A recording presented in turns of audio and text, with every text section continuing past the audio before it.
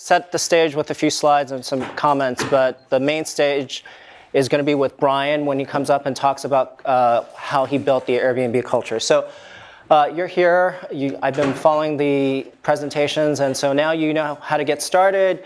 You've built a team, you started to sort of build your product, it's off the ground, it's growing, people love it, you figured out how to do that. You figured out how to create a very special one-of-a-kind company with monopoly powers that's big, and the market that you're chasing after is slightly bigger than the paper airplane business, so you're good, right? So now what? So we're here to submit that actually culture is the thing that's going to be very, very important for you to be able to scale the business as well as your team. And hopefully after this talk, you'll be able to know what is culture, why does it matter, how to sort of create your core values, and think about elements that sort of fit together for the core values and the culture that create a high-performance team and get some best practices for the culture. So what is culture? Anybody want to take a guess at how one should define this? A set of values in a team. Yeah, that's good. Did you look that up on the, because you had a computer and internet connection, did you just look it up? So these are some definitions that you'll find in Webster's dictionary, but we're at Stanford. This is kind of a trick question. It's a CS class. Questions are never straightforward. The real question is, what is company culture going to be? You know, culture that we can generally talk about society, about groups, about places or things. Here we're talking about company culture. And so how do one define company culture? We can take the previous definition and modify it a little bit. And so this is a hint of how we may want to define company culture. Every day, blank and blank of each member of the team in pursuit of our company blank. And some people have filled these in with different sort of things. The first blank could be assumptions, beliefs, values. My favorite is core values. The second blank for the B blank, people have said behaviors. My favorite sort of answer to that is real action. How do you act? And in pursuit of goals, that's kind of weak. In pursuit of big and hairy, audacious goals, that's a little stronger. But a better definition is in pursuit of the mission. So now that sort of we have that definition, what do we do with it? And why does it matter? This is a quote from Gandhi: your beliefs become your thoughts become your words become your actions, and your actions become your habits, and your habits becomes your values, and your values become your destiny. If you don't have a good culture in the company, you can't pursue your destiny. Why it matters is it becomes the first principles that you sort of go back to when you make decisions. It becomes a way to align people on values that matter to the company. It provides a certain level of stability to fall back on, and it provides a level of trust that people can sort of trust each other with. It also gives you a list of things that you should be able to figure out what to do and what not to do. And the more important thing about that is what not to do. And then finally, the other thing that is important is it allows you to retain the right employees. There are people in this world that are not going to be a fit for your company, but if you have good, strong culture and good, strong core values, you'll know who you want to retain and who you do not want to retain.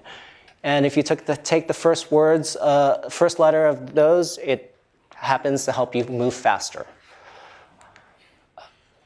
Another reason, you're thinking that's like all mushy stuff. This is actually more scientific stuff.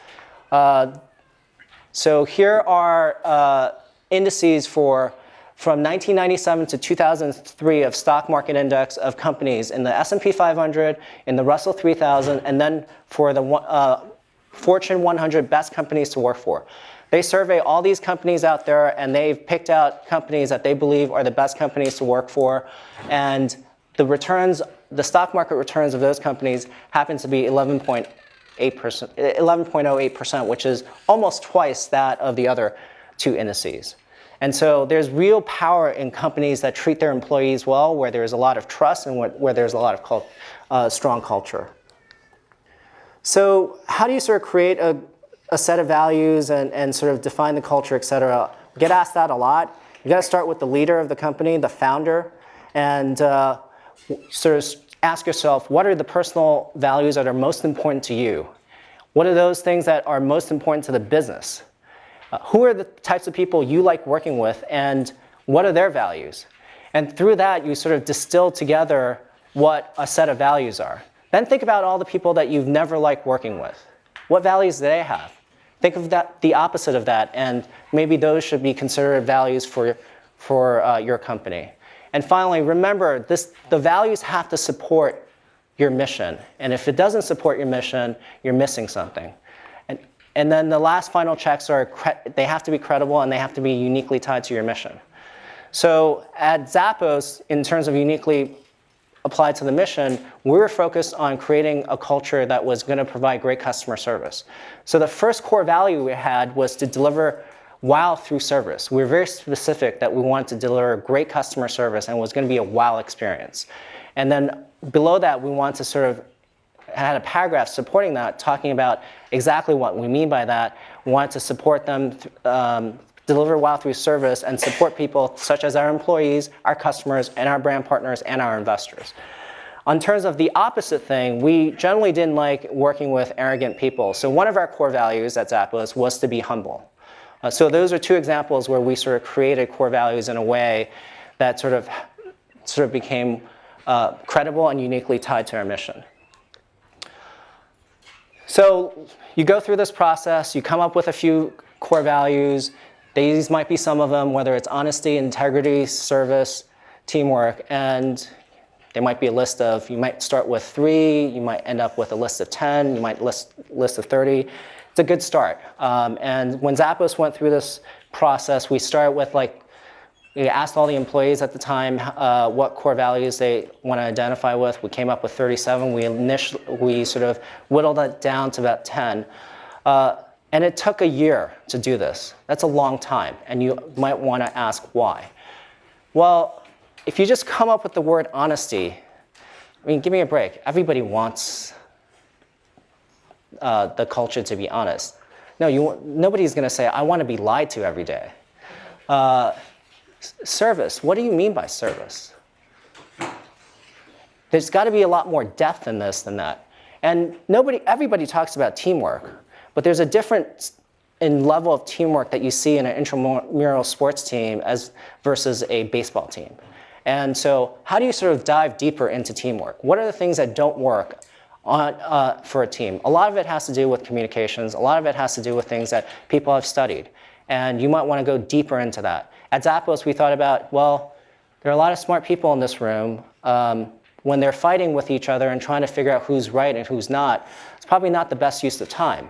And we wanted everybody to sort of riff off each other and help each other make any idea better.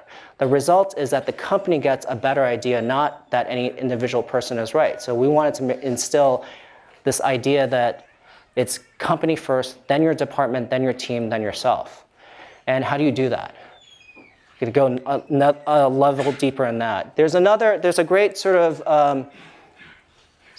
element of high-performing teams that I really like, which is this pyramid that was created by Patrick Lencioni, and he wrote this book, The 5 Dysfunctions of a Team. And the reason this is interesting, he talks about the breakdowns of a team. First of all, a lot of teams break down because they don't have any trust. Then, even if you had trust, why do you need trust? Well, then if you have trust, you can actually have debates and conflict and get to the right answer. If you don't have conflict and debate, it's the blind leading the blind. How do you know you actually got to the right answer before you sort of commit to something? So people are not actually willing to commit. They're afraid of committing. And so let's say you get to the next level and you are actually able to commit. Well, what goes wrong then? It's usually because people are not held accountable to things that they committed to. And if people are not held accountable to the things that they've committed to, then they can't get results. And I would submit to you, if you think about the company as a black box and results, whether it's financial, whether you produce a great product, or anything like that as the output, one of the major inputs is the culture of the company. So some other best practices we're going to actually talk about during Q&A, because I think this is going to blend into the conversation, is that you want to incorporate your mission to values. We've talked about that. Performance, you got to think harder, deeper, longer about your values than you might initially think you need to do. One of the things that I think a lot of companies don't actually do is they interview for technical fit or skill fit or competency in that realm, but they don't actually interview for the culture fit and whether someone will actually believe and follow the mission. I think that's a big, big no-no. Like, I think you can have the smartest engineer in the world, but if they don't believe in your mission, they're not going to pour their heart and soul into it. And that's one of the things that where if you actually sort of start thinking about culture from the interview process to performance reviews to making sure that it's a daily habit, you'll get a lot further with making a great culture. The final point on making a daily habit, I think culture, just like customer service or fitness, is like motherhood and apple pie. Everybody wants to provide great customer service. Every company wants to have a great culture.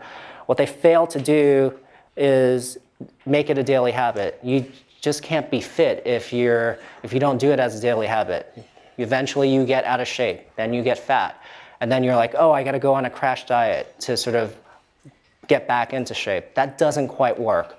And the same is true with something like culture. So I think we checked all of these off, so we can go into Q&A with Brian. All right, cool. Can you move the chairs? Right here? Yeah, it's good. All right, hello everybody. It's quiet in here, I'll be honest. No, it's much better. Now I feel a little less on edge. Nothing worse than like a room full of people really, really quiet staring at you, but now I feel better. Oh, I did it for 5-10 minutes. Yeah. You could bear for a little yes, longer. Yes, exactly. So Brian, could you talk about how the process by which you came to understand the culture was important to Airbnb and in building the company? Yeah, so I think one of the things we realized is, so just to give you, I won't tell the full story of Airbnb, and some of you may know it, but the very short version of the story was that Airbnb wasn't meant to be like the company we were trying to start. I had quit my job. I was I was living in LA. One day I drove to San Francisco, became roommates with my friend from college. I went to Rhode Island School of Design, Joe Gebbia, and I had $1,000 at the bank, and the rent was $1,150. So that weekend, this international design conference was coming to San Francisco. All the hotels were sold out. We had this idea, let's just turn our house into a bed and breakfast for the conference. I didn't have any beds. Joe had 3 air beds. We pulled them out of the closet. We called it the Air Bed and Breakfast. That's how the company started. I probably told that story 10,000 times, by the way, some version of that story, and I didn't think I'd ever tell that a second time. When I remember growing up, I also went to college, and my parents were social workers, and they had kind of been nervous about me going to art school. They kind of worried that maybe I would like not get a job after college, which I'm sure a lot of parents are worried about. So she said, make sure you promise me you get a job with health insurance. I ended up starting airbedandbreakfast.com was the original name, and she remember her telling me, I guess you never got that job with health insurance. The reason I say this, though, is this. Airbnb was never meant to be the big idea. It was meant to be the thing to pay the rent so we could think of the big idea. And along the way, by solving our own problem, it became the big idea. So alongside that, and I'm not going to talk about like kind of how we built the product. That's probably another conversation that some other people are talking about. You have to build a team and a great company. And in the early days, we had 3 co-founders, Joe, Nate, and myself. And I kind of think of one of the reasons we're successful was I was really lucky. And I don't think I was really lucky because we came up with the idea of Airbnb. And I don't think we were really lucky that we became successful once we had the team. I think we could have come up with a lot of ideas and been somewhat successful. I think I was lucky because I found 2 great people that I wanted to start a company with, people I admired that almost intimidated me how talented and how smart they were. And I think that's one of the first things, you got to build a team that is so talented that they kind of almost make you slightly uncomfortable because they know by being with them, you're going to have to raise your game to be with them. And then when we were working together in the early days, this is like 2008, the first thing is we were like a family. You think about founders. Founders are like parents, and the company's a child.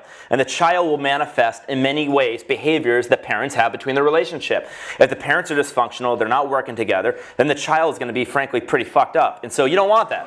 You want your culture to be awesome. And so Jonah and I were like a total family in the beginning. We worked 18 hours a day, 7 days a week. I remember when we were Y Combinator, we like worked together, we like ate food together, we like even went to the gym together. We may as well have gotten jumpsuits, we didn't go that far. But we were like, it was like we were a mission. I felt like we were like a special forces or something. And we had this like amazing shared way of doing things with amazing accountability. And then we realized that was like the DNA of the company. And then we started thinking, at some point you go from building the product to phase 2, which is building the company that builds the product. And so a lot of the talk is about how do you build a product, how do you get product market fit. Once people start doing that, now you've got to build a company. And it doesn't matter how great your original product or idea is, if you can't build a great company, then your product will not endure. And so we thought about this, and one of the things we realized is we want to build a company for the long term. The last thing I want is to build something, think about it this way. If your company is like your child, a parent wants this child to outlive him or her. It would be a tragedy to outlive your child. It would also, I felt, like be a tragedy for us to outlive our company and just watch it rise and fall.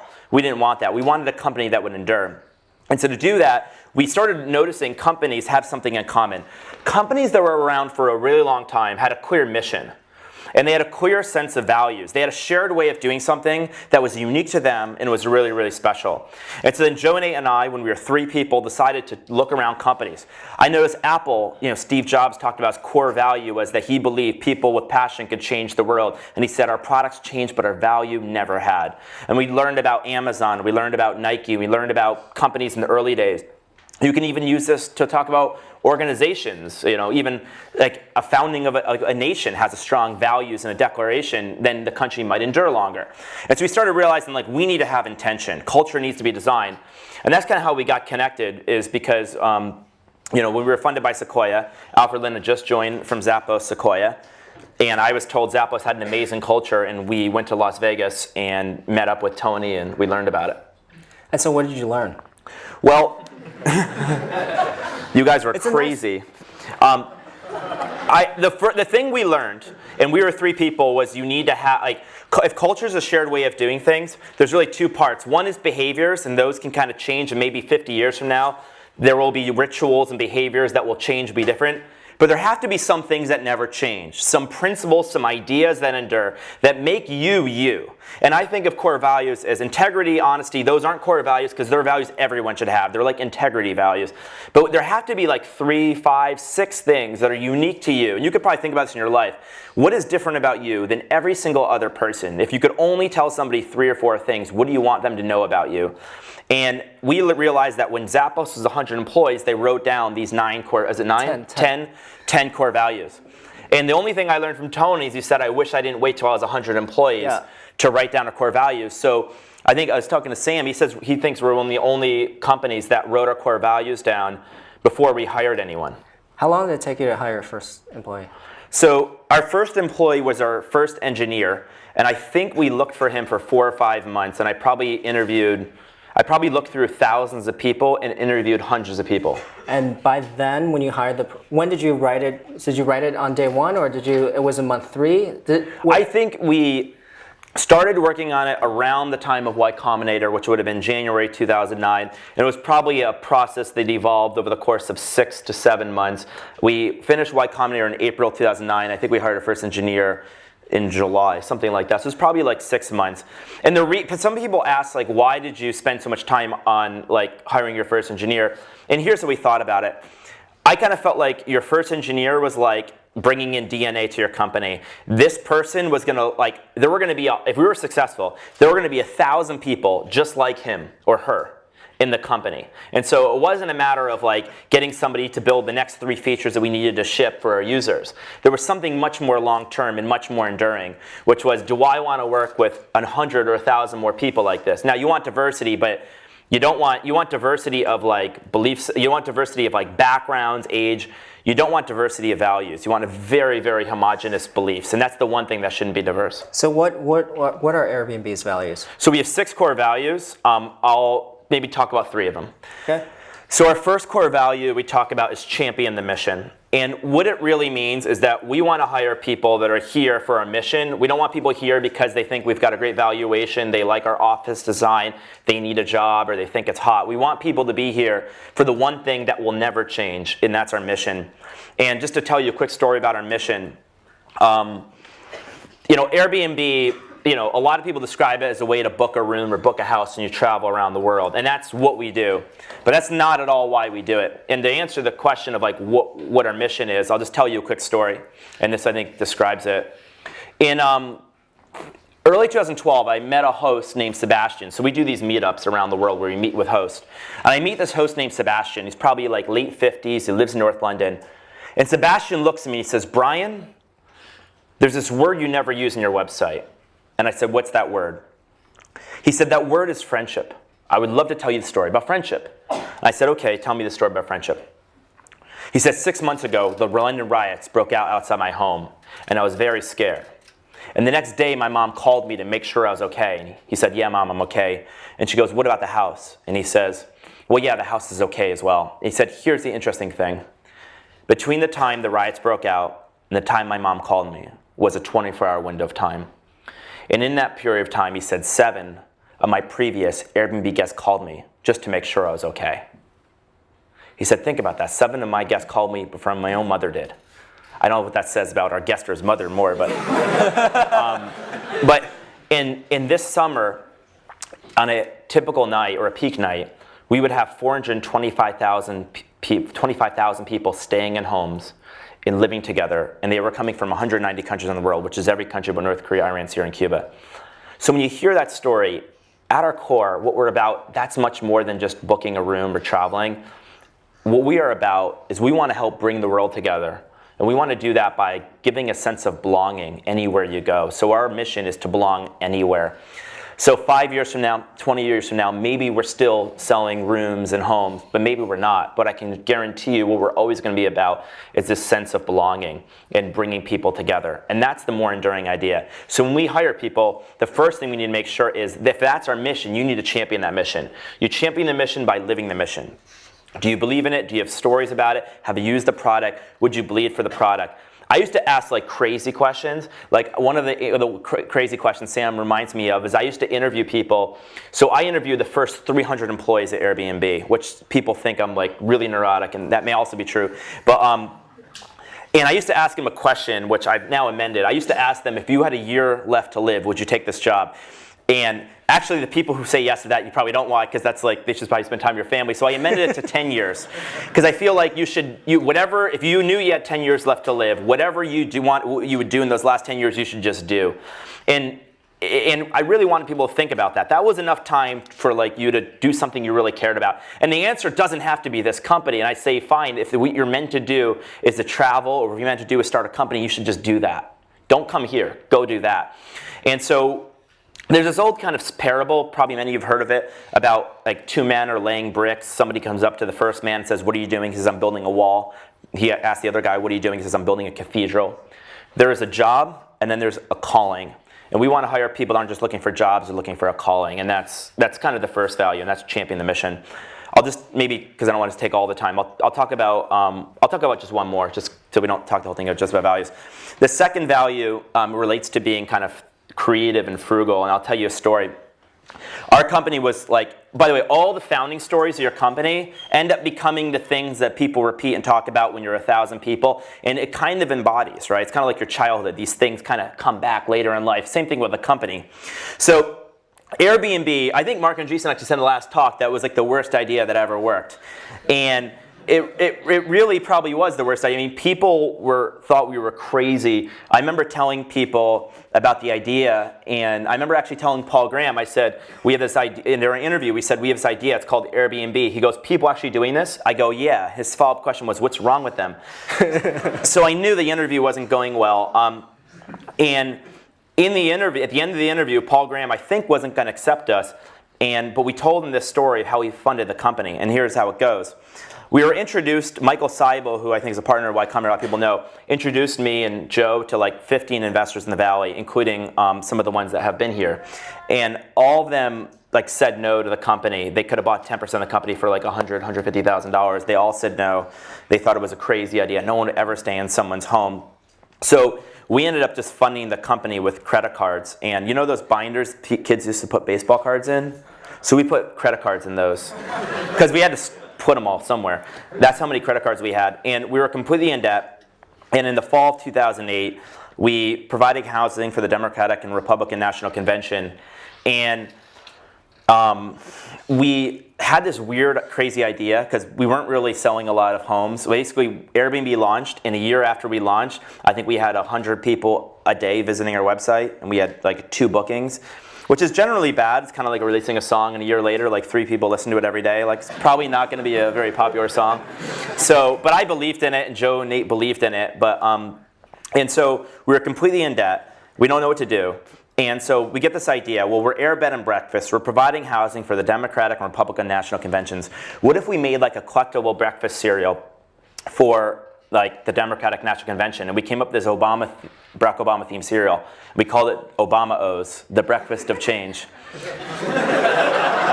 And then we came up with a Republican themed cereal for John McCain. We found out he was a captain of the Navy, so we came up with Captain McCain's, a maverick in every bite. And we had $0, and without any money, we were able to, we tried to call like General Mills, and they told us to like stop calling them, or they're getting restraining orders, so that didn't work. But we found a local alumni of RISD. He made 1,000 boxes of cereal for us, and we ended up sending them to press. And eventually, within a week, we got on national television, national news. We made $40,000 selling breakfast cereal. And the year 2008, we made $5,000 from our website, and we made $40,000 selling breakfast cereal. And I remember my mom asking, so are you a cereal company now? And that wasn't the bad part. The bad part was the honest answer, which was, well, 80%, yeah, technically yes. Technically yes. So, but the reason I tell that is our second core value is to be a serial entrepreneur. I'm sorry for the cheesy pun. I'm sorry. But be a serial entrepreneur. And what we really mean is that we believe constraints bring out creativity. And when you raise like $800 million, suddenly all that scrappiness, it's easier to lose that scrappiness. It's easier for people to tell you, you know, I just need like this $50,000 contract, or I need this, or I need that. And whenever somebody is just being a little bit not like frugal and not being creative, or they tell me they can't do something, I'll just take a box of cereal, and like even just the suggestion of Obama's knows they need to be scrappy and frugal. And so again, a lot of the founding DNA of your company becomes these values, these principles. And so everyone knows if you don't give a crap, you shouldn't be here. And it doesn't mean you have to give a crap, it just means you have to be here. And you also have to be creative. It'd be like kind of like an entrepreneur that's super scrappy. And these are some of the values we learned. Cool. So you guys should start thinking about questions. We're going to open it up to questions from the audience, but I have a few more questions for you. So this all sounds nice. The stories are great. People here are a pretty skeptical group. It's a CS department class, probably left brain focused. This feels like a softy kind of right brain focused. I'm a total kind of softy, sorry. But how has having a strong culture helped you make important, tough decisions? Well, I think that so here's the thing about culture. There's 3 things they never tell you about culture. The first thing is they never tell you anything. In other words, no one ever talks about culture, and no one ever tells you need to have strong culture. And so, like, there's tons of articles about building a great product. There's tons of articles about like growth and adoption, and there's very few things about culture. It's this like mystical thing that's like kind of soft and fuzzy. That's the first problem. The second problem is it's hard to measure, and things that are hard to measure often get discounted.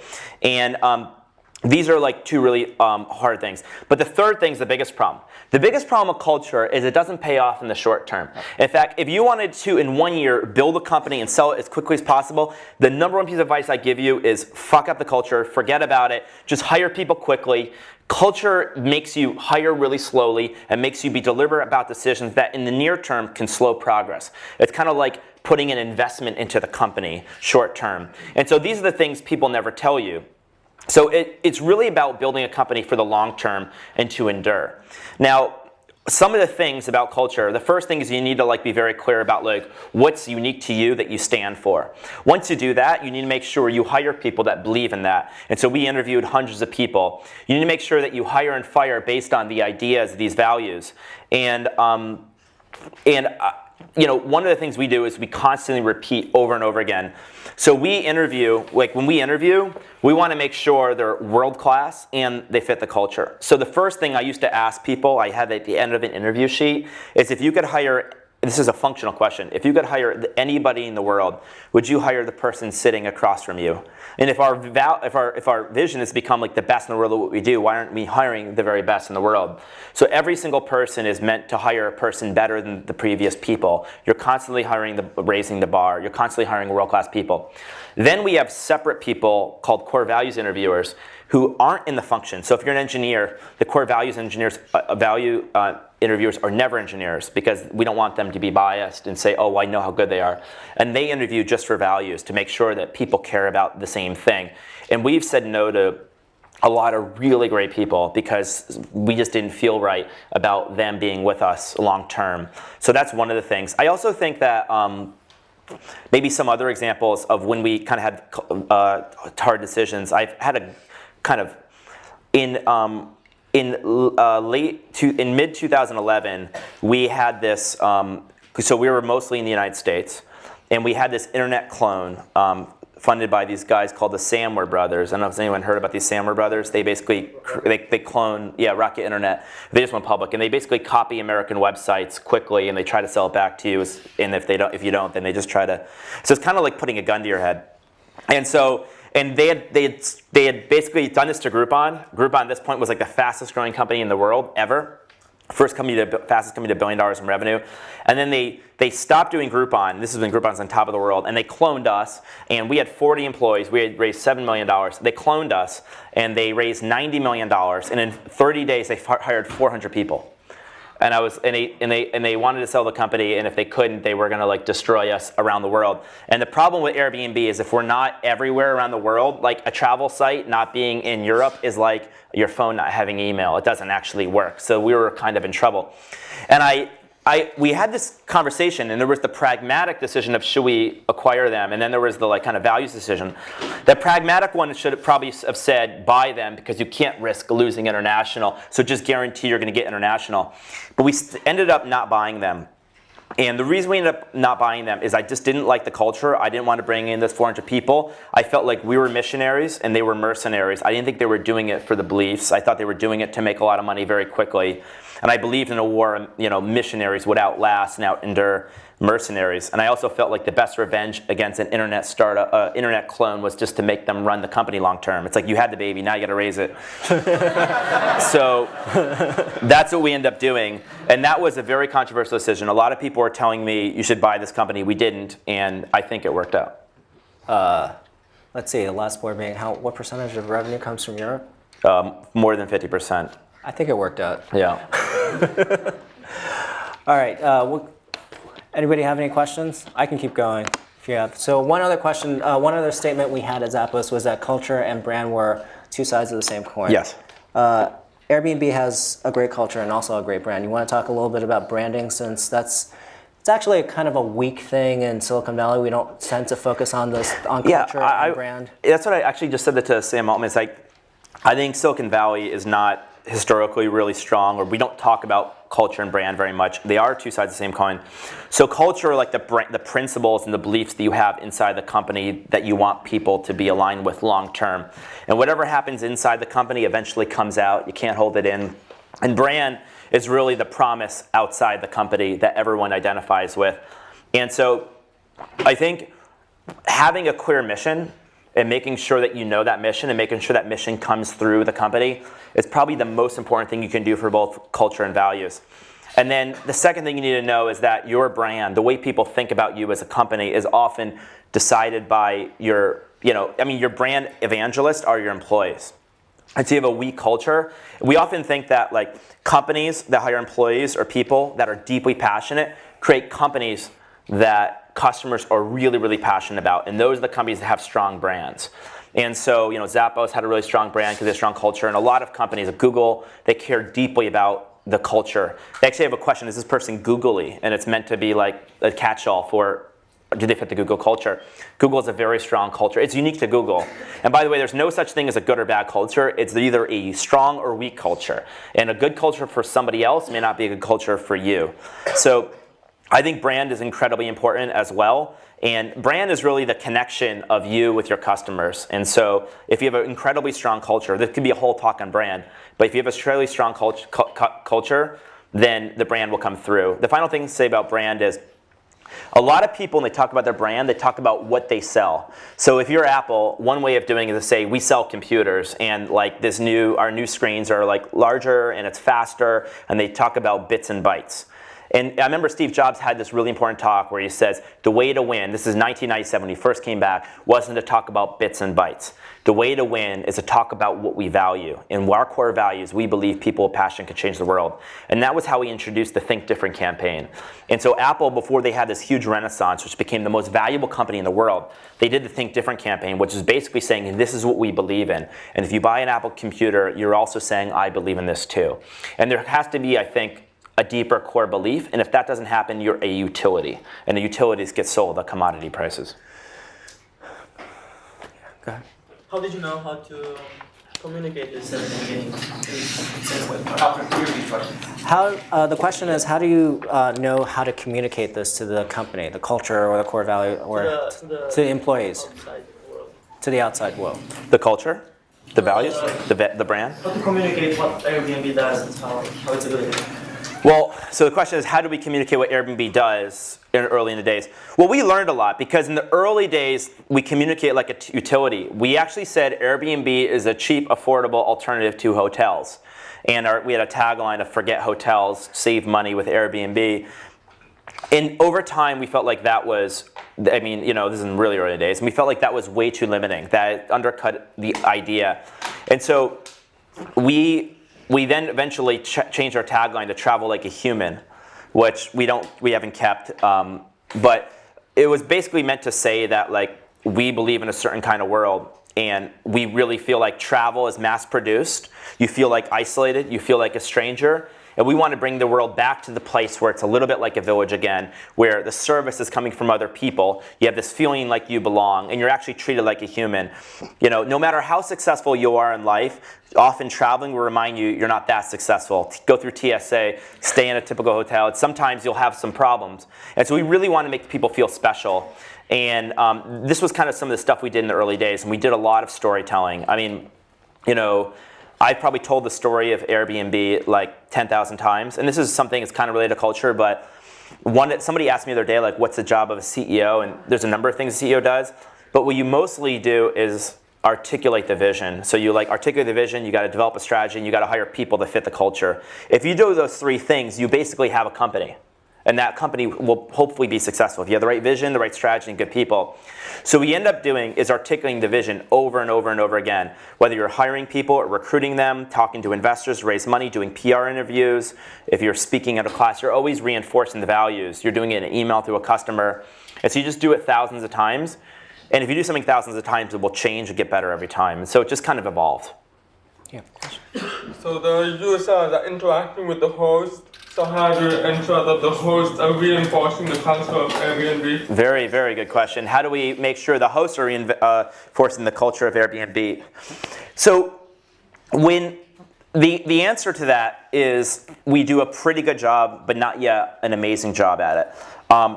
When we first started Airbnb, I kind of took the Craig Newmark school of thought. Craig Newmark's the founder of Craigslist, and I said anybody should be able to use Airbnb. You didn't have to apply. If you wanted to rent your place, you could rent your place. And it turned out that many of the people believed in our values because we talked about it and we attracted them. But there were people who rented on Airbnb not because they believed in the values, but because they realized they can make a lot of money renting their home. And not everyone really was a great culture fit. And these people actually did cause us a lot of problems. So that was actually a bit of a lesson for me. And I didn't think our host it didn't really occur to me in the early days the host had to completely fit the values. Now we met them, we attract people like us. And so over time we've realized hosts are partners. And so they need to believe in the same values we do. And so you know, now we have this program called the Superhost program where they have to like demonstrate values to reach this kind of badge, which gets them kind of priority customer support and distribution. We are having this host convention where we bring all the hosts in. We're going to be talking about and reinforcing the values. And we're moving towards a place where they have to apply to list. And we don't test them the way we're testing an employee, but we're starting to get more rigorous about it. So the answer is we were really late, but we now do it by gradually moving towards apply to list and reinforcing it every step of the way. Go ahead. Ryan, Airbnb has made some great contributions to the open source community. Do you have any thoughts on how that contributes to the culture on your development team? Yeah, I mean, I think just in general, and it may be related to two things about Airbnb. we tend to be a pretty open culture, just in general. We communicate a lot, and we generally believe in the idea of like a shared world where people are giving back and contributing, making communities and industries stronger. So. And just my one philosophy on communication is we basically communicate and talk about everything internally except for things that relate to employee or customer privacy. So if it doesn't relate to those two things, we'll basically talk about it. As far as open source culture and engineering, we wanted to make sure that we had a really strong identification of the team. And so we really felt like a lot of source code shouldn't be, we felt like every company needs a moat, some kind of moat that protects you from your competition. We thought some technology would be, but we also felt like we wanted to be able to give back from a technology standpoint.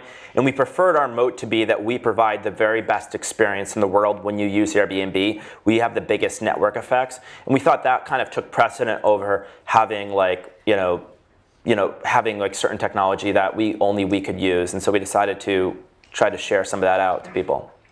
And I think it does, again, it does relate to the values. Now, one other thing is I never one day recommended, this is hopefully, if you have a strong culture, like I didn't recommend we do any of that. We hired engineers that we felt like fit the values, and it just independently occurred to them they should do that. They felt like that was the right thing to do. All the way in the back.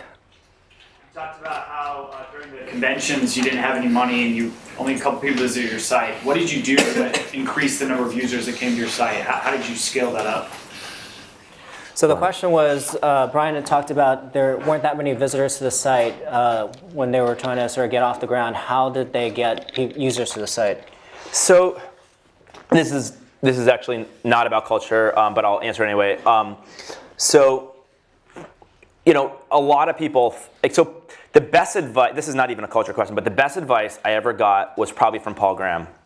And Paul Graham basically said, I remember he had this line, he said, it's better, he may have even talked about this, he said, it's better to have 100 people that love you than to have 1 million people that just kind of sort of like you. It's literally better to have 100 people love you. And the reason why is if you have 1 million customers or 1 million users and they just kind of don't care about you, but they kind of use your app and you're okay, to get them to care is a really, really hard thing. In fact, I don't know how to get 1 million people to all of a sudden care. But what I do know is if you get 100 people that love you, those people, if they feel incredibly passionate, each of them will tell 100 people. And in fact, all movements typically start, or companies or ideas that are really powerful, start with just 100 people. So the reason this is so critical is he gave us another lesson, which is if all you need to do is get 100 people to love you, then what you need to do is things that don't scale. So, it's hard to, like, if you have 1 million people, you can't meet all of them, but you can meet 100 people. You can spend time with them. And so that's exactly what we did. Joe and I, we would go door to door in New York City or in Denver, where the Democratic National Convention was, literally meeting with, staying with, and living with our users. I used to joke that when you buy an iPhone, Steve Jobs didn't come and sleep on your couch, but I did. And that was like really critical, like living with your users. And by living with our users and spending time with them, all we had to do was give them enough time, attention, and get them to get the point where they were deeply passionate. And if you work backwards from 100 people, or even one person, like without even technology, imagine what would be an amazing experience for just this one person, and walk through the journey from the time they like whatever your service is, right? And make it perfect for that one person. Once you make a service perfect for one person, it's actually really easy to make almost anything perfect for a person. It's not actually that hard. The hard thing is then how do we scale this to millions of people? Where everyone gets in trouble is they try to solve both at the same time. So the first thing we do is get the perfect experience for one person. We went door to door to do this. We won over their love. And then we use a separate kind of part of our brain to imagine, now how will we achieve that at scale? And I'll give you one example before I stop talking about this. Right now on Airbnb, you can, if you put your home on Airbnb, you can click a button and it kind of like works like Uber. And we did this before Uber. A professional photographer comes to your house and they'll photograph your homes for free. We have 5,000 photographers around the world, and we photographed hundreds of thousands of homes. So it's probably one of the largest on-demand photography networks, if there was such a thing. I guess probably the only one, but in the world. And that started with Joe and I. We were staying with this one host in New York City, and her house is amazing, but her photos were terrible. And we said, why don't you just put up better photos? And this is before iPhones had great cameras. This is 2008. And she said, well, I can't figure out how to get photos from this camera onto this computer. She wasn't very technically savvy. And she said, well, we'll just take photos for you. Or actually I said, what if you could press a button and somebody just showed up at your door and took professional photographs? She said, that'd be magic. So next day I knocked on her door and said, I'm here. And I photographed her home. And then we sent emails to people saying, we have this new magical photography service, and if you want, you can press this button, and a professional photographer would show up at your home. Someone would just press this button, would just send me an alert, or Joe an alert, and we'd rent a camera in Brooklyn in January of 2009, walking through snow, photographing people's homes. We did this by hand without any technology. We managed it with just spreadsheets. I wasn't going to burden Nate with trying to build something we designed before we had photography. Then we started hiring contract photographers. Then eventually we got an intern to manage all the contract photographers. Then we got an intern to become a full-time employee, managing other interns to manage the contract employees. And at some point, this is before we built anything, and at some point, there were too many people to manage. There were hundreds of photographers. Then we finally built all the tools to manage all the photography. But we did it only after we knew exactly what the perfect service was. One more question. One more question. So a lot of people say that when the hardest part isn't the technology. Here, the marketing and the communication is the hardest part, the Airbnb. And a lot of people say it's not the technology company, it's the marketing company. So, do you want to repeat the question? So the question is, a lot of people, in this particular situation with Airbnb, a lot of people think that this is not necessarily a technology company, but it's more of a marketing company. Good question. So, I'll answer the question with a story. Let me preface that question by a set of questions. Do you today have proprietary technology? Yes. Do you have a moat? Yes. Do you have network effects? Yes. Do you have pricing power? Yes. Do you have a good brand? I think so. Are you a monopoly? I'm not going to answer that.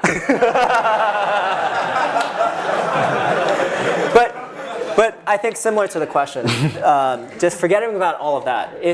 Companies that have network effects and sort of get off the ground, Yeah. the flywheel is going. Yeah. People just think that you're lucky. Yeah, and let me. everything's just going. It's a totally fair question, and people have said it, so I want to answer it.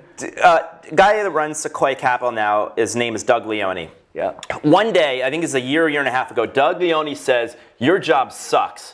And I was like, what the hell does that mean? This is you've got the worst job of any CEO in my portfolio. And I said, tell me why. And this is what he said. He says, well, here's how I think about it. First of all, you're a technology company. And he thought we were a technology company. I would say at our heart, in many ways, we are a technology company. And so you have all the challenges of all my other portfolio companies. But beyond that, you are in 190 countries. And so you have to figure out how to be international. We have to hire people in countries all over the world. We're literally in every country in the world but North Korea, Iran, Syria, and Cuba. You're basically a payments company. We handle billions of dollars through our system every year, and we had to get money transmission license to the state of California.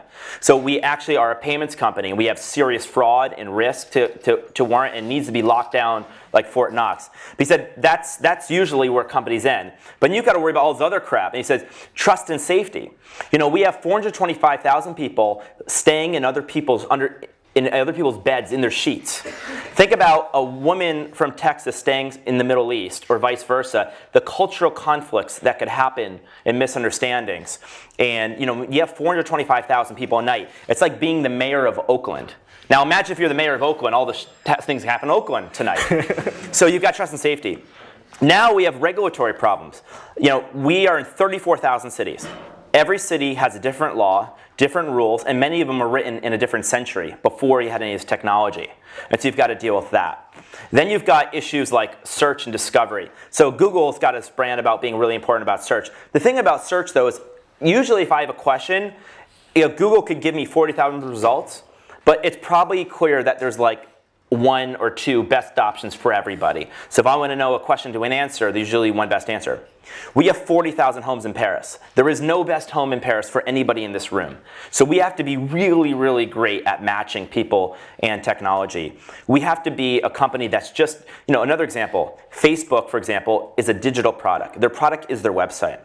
Our product are these experiences you have in the real world. So we're not just an online product, we have to be an offline product, and we need to transition from when you're in your app through cities. And these are just some of the examples why technology, design. So basically, the long and the short of it is we have to be world class at technology. We have to be world class at design. We have to be world class at branding because we've got to convince people this isn't crazy. You're not going to die when you use it. We have to convince governments this is good for your neighborhood. What happens if the internet moves into your neighborhood? That's what people call it. It's a good thing, hopefully. And you've got to make sure trust and safety is really world class, that we handle all these payments, not have problems with risk. And I can kind of go through. And this is not even to do with culture. I didn't even mention culture. So that's how I describe it. As like, I think great companies or companies are probably really strong at everything. But you know, we try to hire the very best engineers and technical talent in the world. And I definitely don't see us as a marketing company. Thank you. Thank you, guys. All right. Thank you, sir. Awesome. Hey, man.